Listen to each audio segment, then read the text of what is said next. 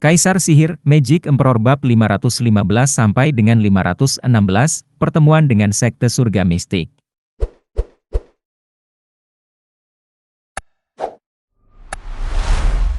Steward Zuo, begitu, emosimu belum berubah. Masih sama kejamnya, hahaha. Di jalan sepi yang suram, 5 orang berjalan. Seorang pemuda dengan senyum sinis dan 4 orang cebol setinggi 5 kaki. Violent Demon mengipasi Zuo Fan dan menyedot pada saat yang bersamaan. Zuo Fan mengejek, apakah menurut kalian kurang dari setengah tahun cukup untuk mengubah seseorang? Lagi pula, kalian berempat menjadi semakin keterlaluan setelah beberapa hari jauh dari sisiku. Kamu bahkan berani pamer padaku. Steward Zuo, tolong, itu hanya keuntungan dari pekerjaan ini. Wimp Demon menjelaskan, selain itu, sekte ini dipenuhi dengan orang-orang jahat, selalu bersikap keras terhadap para pemula. Kami hanya membantumu menghindari masalah. Zuo Fan mengangkat alisnya, apakah kamu baru saja berpikir, aku akan dikecam? Keempatnya tersentak, dan langsung menggelengkan kepala. Violent Demon memborgol kepala Wimp Demon, bodoh, kamu menganggap Steward Zuo itu siapa? Sudah merupakan keajaiban jika dia tidak mencelakakan orang lain. Tapi bagaimana jika orang lain melakukan hal itu padanya? Itu adalah hukuman mati. Semua mengangguk, termasuk Zuo Fan. Selain yang lain, jika kalian berempat tidak mengenalku sekarang setelah sekian lama, itu konyol. Sekte perencana iblis belaka, sekte rata-rata dari wilayah fana, tidak dapat memiliki siapapun yang dapat melawanku. Seringai Zuo Fan melebar. Violent Demon memeriksa waktu dan bersikap pelin-pelan, Steward Zuo, ada masalah melakukan sesuatu secara berlebihan.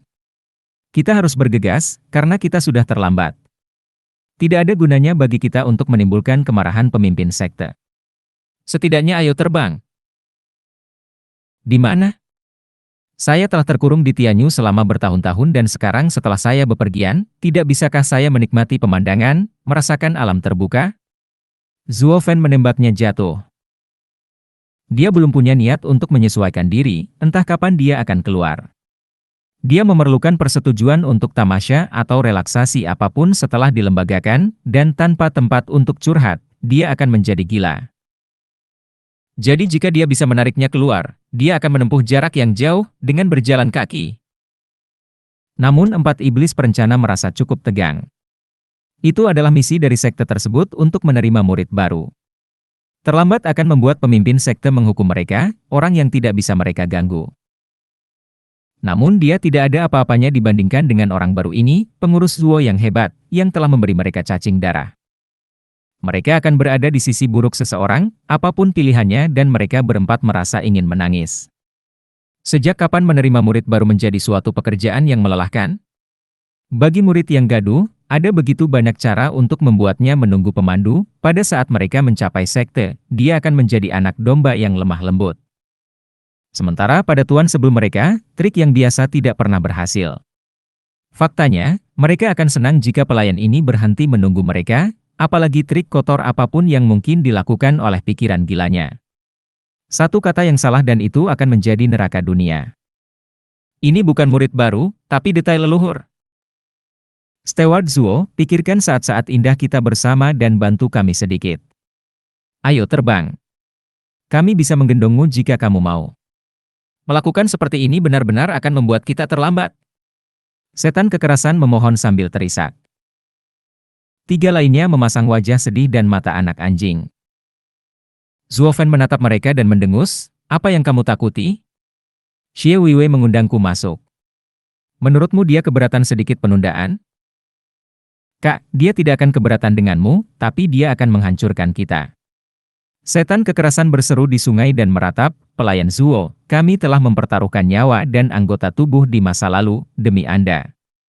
Anda tidak bisa selalu memperlakukan kami seperti kotoran, atau pemimpin sekte akan menjebloskan kami ke penjara petir selama 1 abad lagi. Yang lain mengangguk dengan wajah memohon. Zuo Fan menggelengkan kepalanya dan menghela nafas, baiklah, kami akan terbang sebagai bantuan untuk hari-hari itu. Tapi kamu akan menggendongku. Ya Pak. Keempatnya menjadi sangat gembira dan Zuo Fan menggelengkan kepalanya. Xie Weiwei harus mengendalikan segalanya agar bahkan orang-orang pigmi yang liar dan tak terduga ini pun bisa dirusak oleh rasa takut. Keempatnya bergandengan tangan mengangkat Zuofen tinggi-tinggi. Zuofen memejamkan mata, merasa tenang seperti di kursi geladak. Langit biru cerah, hangatnya sinar matahari, semuanya terasa seperti kebahagiaan yang luar biasa. Meski suara perkelahian dari hutan terdekat merusak suasana. Empat iblis perencana saling memandang untuk melihat kegembiraan di mata mereka.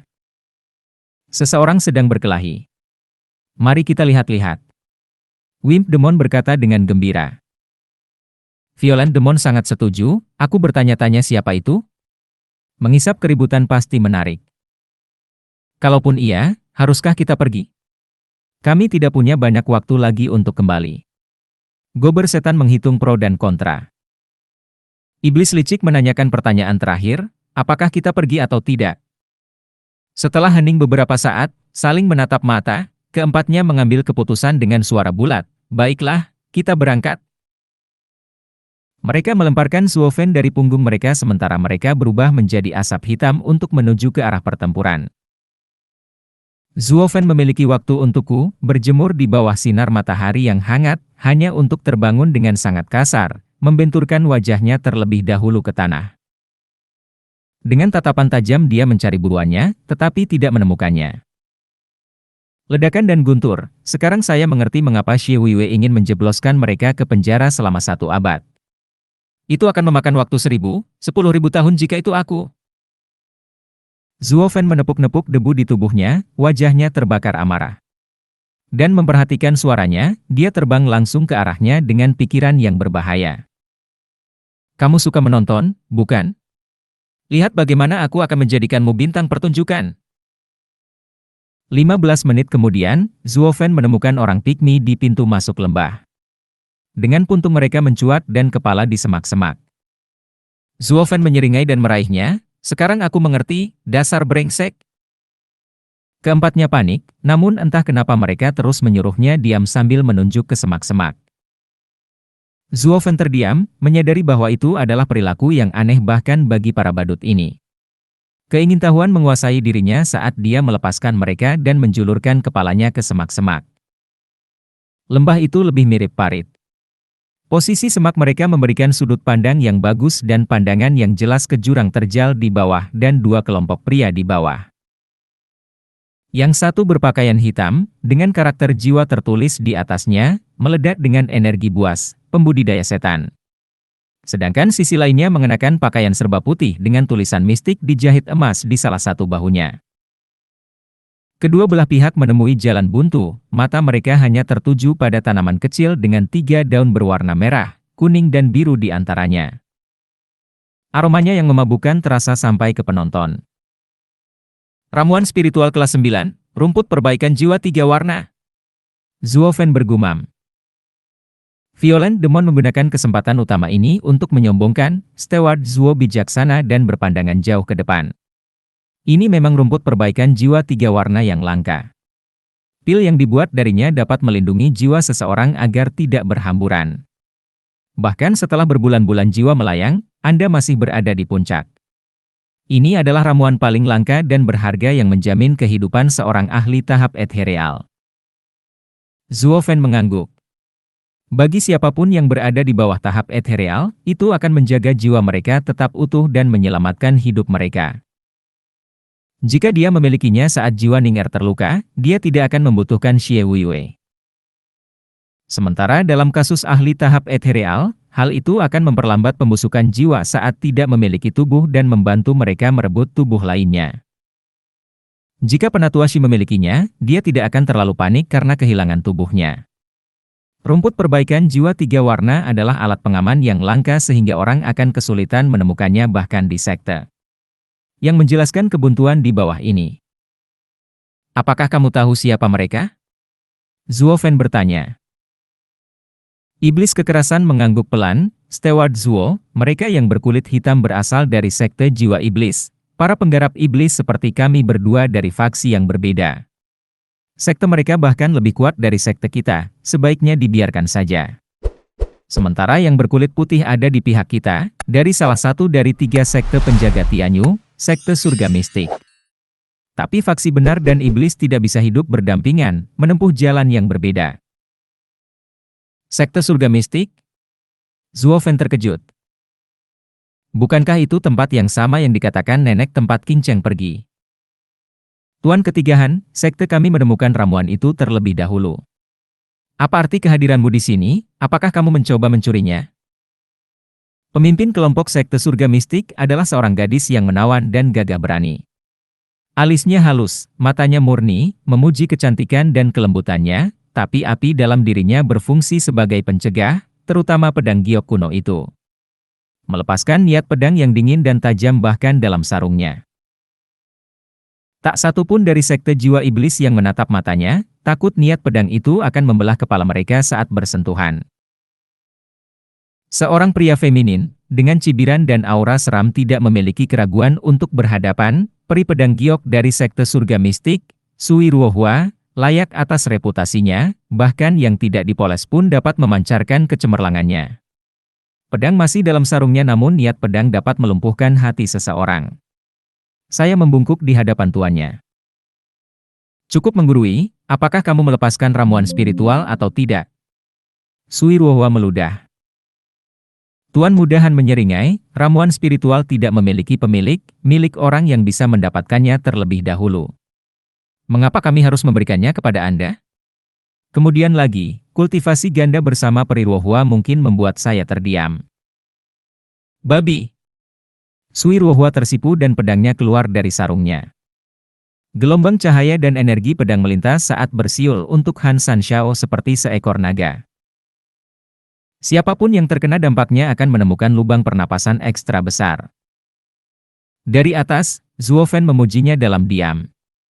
Wanita seperti dia sangat jarang melepaskan serangan pedang setajam itu. Dia seperti fanatik pedang itu, Xie Tianshang.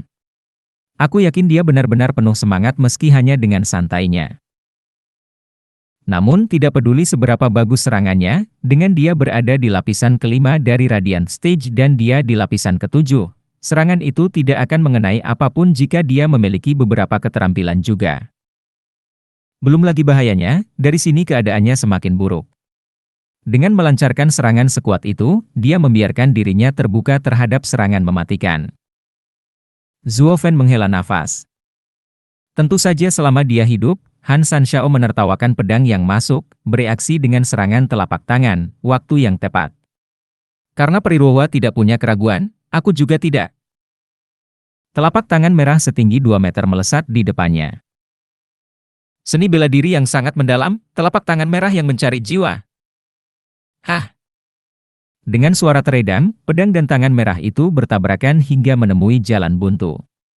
Sui Ruohua terdiam sejenak lalu mengertakkan giginya saat dia mendorong pedangnya ke depan lebih keras. Sementara Han Sanshao melambai dan telapak tangannya terbelah menjadi bintang yang tak terhitung jumlahnya menghantam tubuh Sui Ruohua. Berada begitu dekat tidak memberinya ruang untuk bereaksi. Dia terlempar dan meludahkan darah hitam. Kakak senior! Kelompoknya berteriak sementara pihak sekte jiwa iblis mencibir. Han Sanshao mengejek, peri pedang giok, sektemu hanyalah sekte berperingkat rendah sedangkan sekte kami adalah sekte tingkat menengah. Kami lebih baik dari Anda dalam segala hal, baik itu seni bela diri atau metode kultivasi. Anda telah melihatnya sendiri. Jadi pergilah, ketahui batasanmu, dan jangan bertengkar dengan kami karena ramuan itu. Jadi bagaimana jika kamu mendapat kesempatan? Di dunia ini, kekuasaan adalah segalanya. Semuanya milik pemenang. Han Sanshao mendengus. Di tempat yang menguntungkan, 4 iblis perencana tertawa dalam hati dan mengangguk. Si bodoh itu bersulang, hihihi. Dia memintanya, melawan seorang penggarap iblis. Violent Demon menertawakannya. SLI Demon terkikik, bukan itu saja. Jika pemimpin muda dari sekte jiwa iblis membawanya pergi untuk berkultivasi ganda, kabut tua dari sekte surga mistik itu akan tersedak, hai. Benar, benar. Sisanya menganggukkan kepala dengan penuh semangat. Zuo Fen bertanya, Apakah kalian bermaksud mengatakan sekte perencana iblis dan sekte surga mistik adalah musuh bebuyutan? Mengapa saya merasa kalian ingin sekte surga mistik mengalami nasib yang lebih buruk? Tidak, kami tidak tahan dengan keduanya, tapi sekte surga mistik berada di jalur yang benar. Sebagai penggarap iblis, kami hanya ingin melihat mereka menggeliat, hahaha. Iblis kekerasan tertawa. Zuo Fen menggelengkan kepalanya. Meski begitu, tindakan seperti itu lahir dari ketidaktahuan. Menghitung semuanya, seseorang melihat keuntungannya dan bukan kesalahannya. Semua demi kepentingan pribadi. Yu Ming melarikan diri dari kepentingan rumahnya untuk mencapai keadaannya sekarang, berdiri bahu-membahu dengan orang-orang seperti Zhuge Changfeng dan Leng Wuchang. Jika semua sekte perencana iblis berpikiran sempit, masa depannya tidak ada harapan. Pak! Dengan suara samar, Sui Ruohua bersandar pada pedangnya untuk berdiri, mengamati ramuan itu dengan tatapan membunuh. Lagi. Sui Ruohua mengangkat pedangnya dengan gigi terkatup, menghadap Han Sanshao lagi. Han Sanshao mengerutkan kening, kamu kalah, melangkah lebih jauh berarti kematian. Itukah yang kamu inginkan? Serahkan ramuan itu atau ambil nyawaku. Alis Sui Ruohua bergetar, dipenuhi keengganan, kehidupan tuan mudaku bergantung pada ramuan itu. Aku harus memilikinya. Han Sanshao mengejek, oh, orang bodoh itu? Hahaha, kematian lebih cocok untuknya. Untuk apa orang cacat seperti dia masih hidup, menghabiskan ruang? Diam. Aku tidak akan membiarkan apapun terjadi pada saudaraku tersayang. Sui Ruohua menginjak sambil menusukkan pedangnya. Serangannya kali ini jauh lebih lemah, bahkan tidak sepersepuluh dari serangan pertama. Luka-luka itu sangat merugikannya. Han Sanshao melambai mengejek dan mengeluarkan angin kencang. Dengan suara keras, Sui Ruohua terbang dan meludahkan darah lagi. Matanya putus asa dan menangis tanpa harapan. Adik, maafkan aku. Aku tidak bisa melindungimu. Pak. Pada saat ini, tubuhnya berhenti, merasakan lengan yang kuat memeganginya. Namun yang terlihat adalah wajah asing. Kamu. Sui Ruohua berbicara dengan lemah. Zuo Fen tersenyum, kami tidak mengenal satu sama lain. Hanya saja karakter nona itu sangat mirip dengan seseorang yang kukenal. Zuo Fen teringat pada Chu Qingcheng dan upaya putus asanya untuk menyelamatkan gedung bunga melayang. Dia menghela nafas, kalian sangat mirip, aku yakin kalian akan menjadi teman dekat. Sui Ruohua mengerutkan kening, tidak memahami satupun kata-katanya. Hai hai hai. Tawa menyeramkan mengumumkan datangnya 4 jejak asap hitam. 4 iblis perencana berdiri di sana sambil terkekeh, hahaha, ketika 2 orang bertarung, yang ketiga menang. Kalian lanjutkan, sementara sekte perencana iblis mengambil ramuan kelas 9, hihihi. Sekte perencana iblis? Sui Ruohua berjaga-jaga di sekitar Zuo Fen, mendorongnya menjauh darinya dengan tergesa-gesa. Han Sanshao mengangkat alis ke arah mereka berempat, sekte perencana iblis? Sebuah ramuan ditemukan namun di sini ada 3 sekte besar yang memperebutkannya. Segalanya menjadi menarik.